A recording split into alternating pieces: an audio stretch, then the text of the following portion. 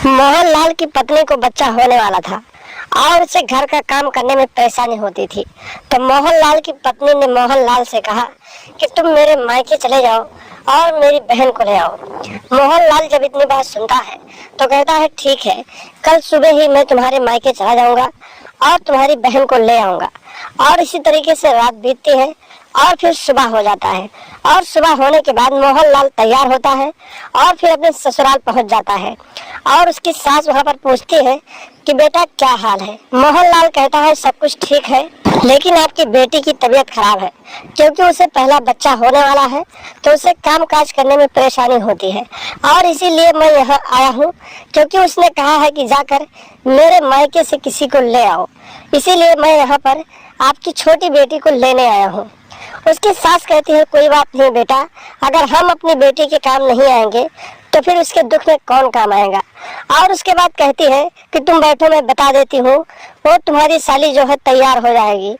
और फिर उसकी सास पानी देकर कमरे में चली जाती है और फिर कमरे में जाकर अपनी छोटी बेटी अंजलि को बोलती है कि तुम्हारे जीजा जी आए हैं और तुम्हें अपने घर ले जाना चाहते हैं, तुम तैयार हो जाओ, तुम्हारी बहन की तबीयत खराब है।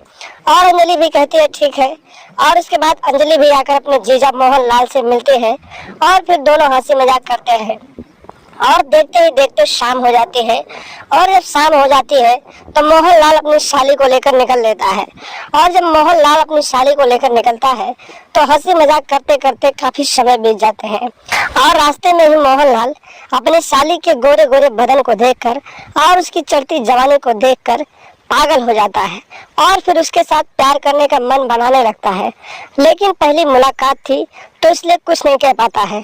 और जब घर लेकर चला आता है तो करीब 15 से 12 दिनों तक उसकी साली उसके घर रह जाती है और छोटी छोटी बातों पर भी मोहनलाल उसके साथ मजाक करता रहता है और कभी कभी गलत जगह पर टच भी कर देता है।